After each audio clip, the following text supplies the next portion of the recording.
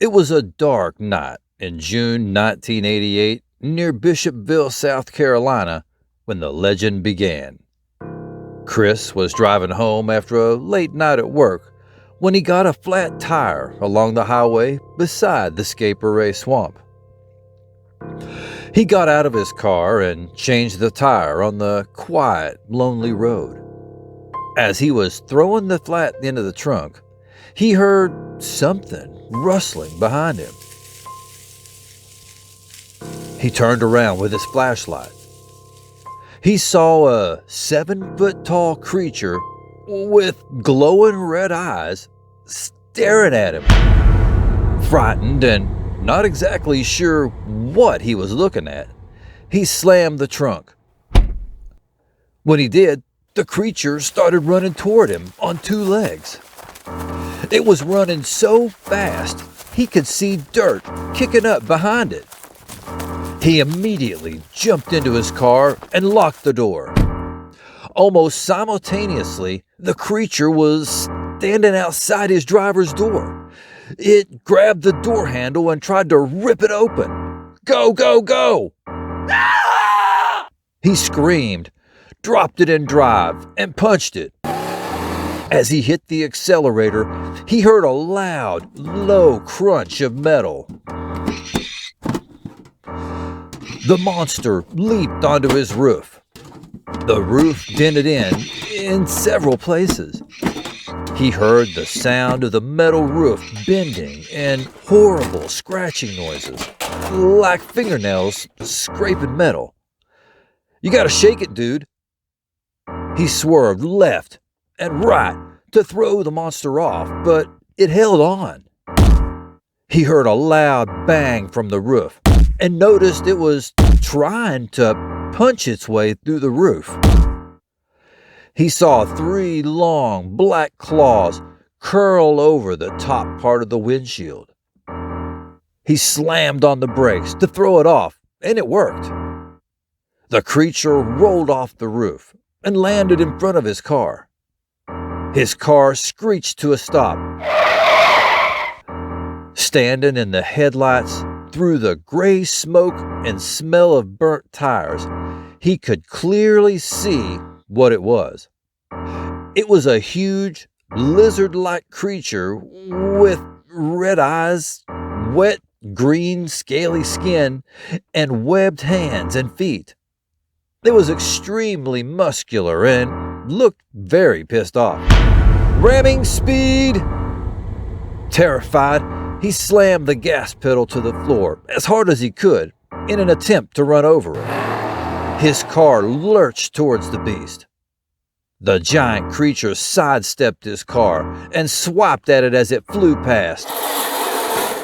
A loud metal scratching noise tore through the interior of his car as he sped away.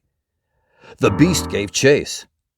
Shaken uncontrollably and nearly in tears, he kept his focus on the road. Unbelievably, it kept pace with him for quite a while before disappearing into the darkness. Holy shit! When Chris got home, he was shaken and crying. His father calmed him down, and Chris began to tell his parents about what had happened.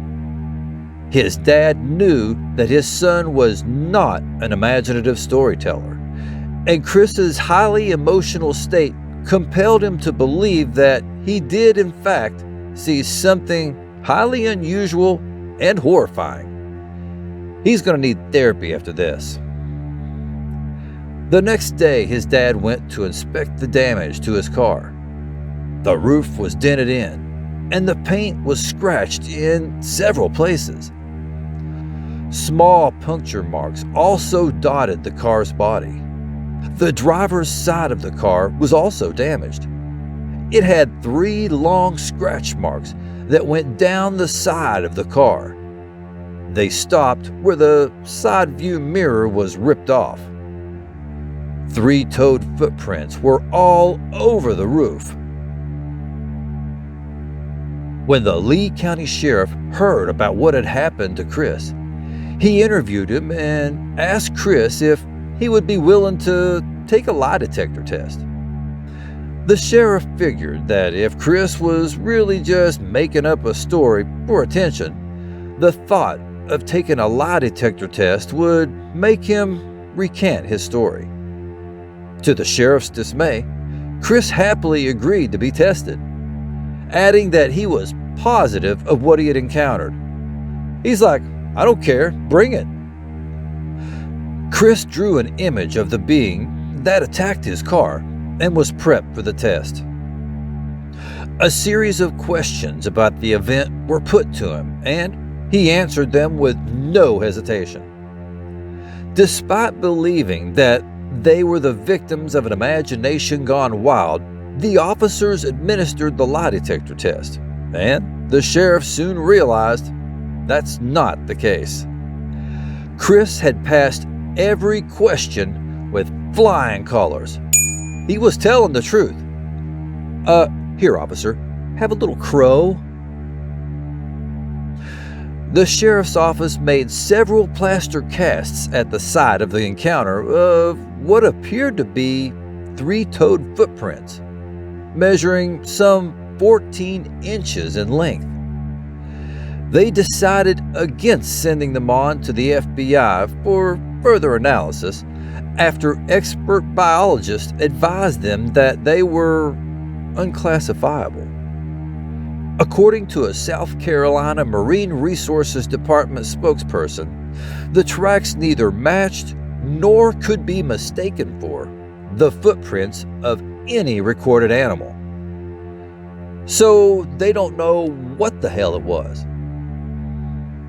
Even though Chris's adventure into the unknown had ended, the sheriff's had just begun. In the following months, the sheriff began to receive several reports from folks claiming to have seen a large, reptile-like creature near Scape Swamp. It was not unusual to hear such wild stories. The swamp has had a long history of mysteries involving reports of hauntings, sightings of strange lights, and the occasional bear or two. But these new reports were different and disturbingly consistent. So this place has all kinds of weird shit going on. A sheriff's department spokesman told reporters that hundreds of the residents of Bishopville ventured into Scape Swamp, armed with shotguns and rifles in search of the lizard man.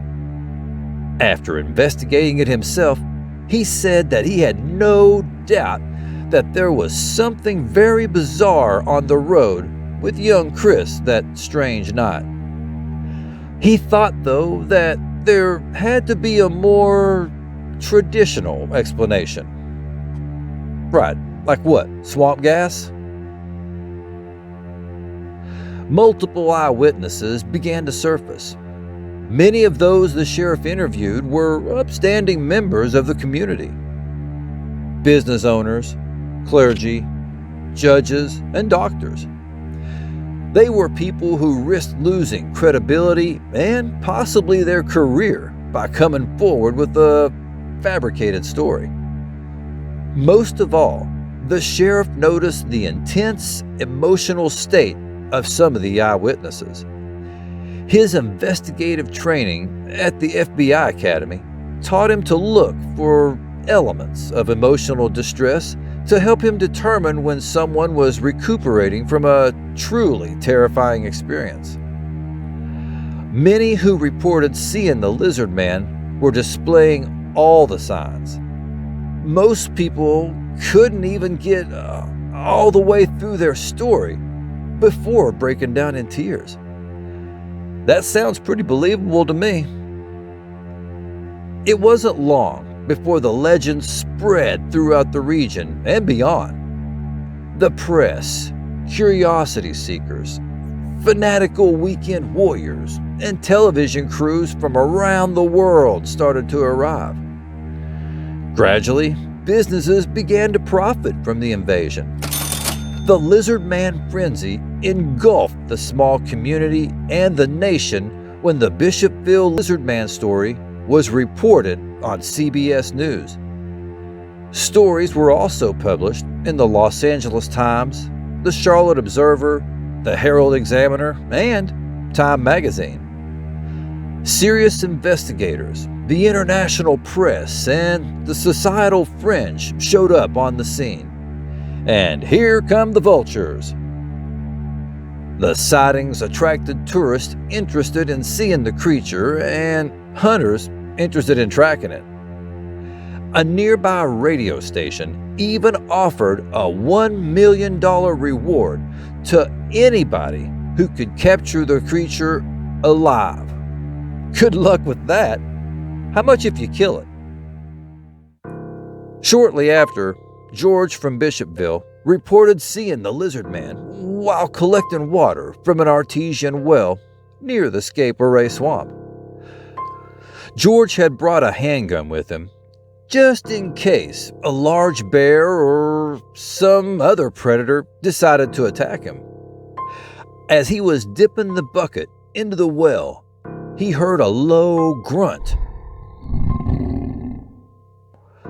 Then a hiss coming from the swamp nearby. He dropped the bucket back into the well and looked around with his flashlight. He spotted movement behind a tree. He focused his light on the tree. As he did, he noticed a pair of red eyes glaring at him in the distance. He fired off a warning shot into the air to scare the animal away. It didn't move. It only let out a low growl, then hissed once more. This thing is a sleestack. Remember that from Land of the Lost back in the day? George quickly finished getting some water from the well and headed back towards his car. That must be some really damn good water, I'll tell you. As he was traversing the woods, he could hear something following him. Several times he stopped and turned around with his light to try to see what was stalking him. He saw nothing. He got to his car and was about to enter it when he heard the hiss again from behind him, and it was much louder. He looked in the direction of the sound and saw a 7-foot-tall, half-lizard, half-man creature staring at him. He dropped his bucket of water and opened fire on the beast. It screeched and ran away into the swamp. He was absolutely sure he hit it. It was only a few feet away. He saw blood on the road beneath where it had just stood. He got a paper towel from his trunk and sopped up some of the blood. What? Get the hell out of there, bro! He quickly got into his car and sped off. George's description of the monster to the sheriff was an exact match to Chris's description. George's brother told reporters that George was visibly shaken by the event and that, despite his pleas for George to stop telling the story, because he was tired of hearing it, he continued talking about it. He said it took a long time for George to settle down. I'll bet. When he did, he took the blood sample to the lab to be analyzed. The results were inconclusive. Things calmed down for a few years, with the exception of a couple of sightings in 1990. Then, in 2008, the lizard man struck again. This time, a family was camping out of their van near the Scape swamp. They heard their dog yelp near the van. Thinking a wild animal had attacked their dog, the father grabbed his gun and went looking for the family pet. The dog was nowhere to be found. Suddenly, he saw the creature standing in front of his van in an aggressive stance with blood dripping off its claws. The 7-foot-tall, scaly creature hissed in defiance at the man. "Open fire!" He leveled his firearm and fired on the beast. The monster shrieked and ran into the woods with extreme speed. He gathered everyone into the van and they hastily departed, leaving their camping supplies behind. Once they got home, the father noticed some drops of blood on the hood of the van. Figuring it must be from when he shot the monster, he had it tested. After a DNA analysis, the blood found on the vehicle indicated it was from a domestic dog. Lizard man mania soon began to bring out the worst in people, and the sheriff knew that it was only a matter of time before some gun-toting lizard manhunter was going to accidentally shoot someone in the swamp. Wanting the lizard man hysteria to die off and his town to return to normal, an Air Force sergeant thought he had a good idea. He dressed up in a lizard costume and went out into the woods. I guess he wanted to know what it would be like to be a bullseye? The sergeant was spotted by a monster hunter and was shot in the leg. After hearing of the hoax, the press left Bishopville, and the sergeant was happy to see his small town return to normal. But normal never really returned.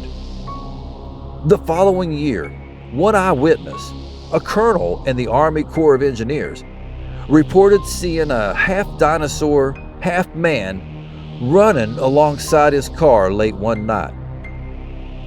He informed the sheriff of the event and, after consultation with his attorney, decided not to place a formal report on file regarding his sighting.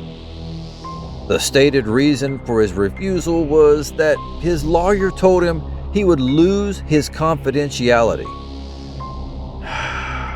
As an officer who had spent many years at the Pentagon and who was about to be promoted to general, the colonel thought that filing the report would be a death sentence to his military career. Oh, no doubt. Another truly interesting lizard man encounter was that of the Blythers family. While driving home after getting dinner with the family, a woman and her children were laughing and making jokes about the lizard man sightings. That's when their lives took an abrupt, terrifying turn. They almost hit a huge, scaly beast on the road. The encounter had shaken them up so much that they immediately drove to the sheriff's office and told the sheriff and his officers about what had happened. The family was split up into different rooms and their reports were taken separately. The account from each family member matched exactly. So they weren't lying. In another peculiar episode, damage to a Ford LTD belonging to Tom and Mary was attributed to the lizard man. This was due to the enormous strength that was needed to cause the destruction.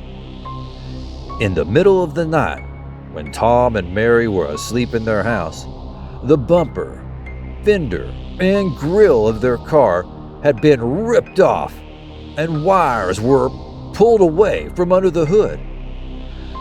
Scratch marks and puncture holes riddled the car's body. Surprisingly, neither Tom nor Mary heard a single sound all night. Damn, they must be some heavy sleepers. The lizard man of Scape Swamp occasionally resurfaces and continues to provide a sense of mystery and wonder. Whether you believe in the lizard man or not, one thing is for sure. Something very strange is living and thriving in the swamps of South Carolina.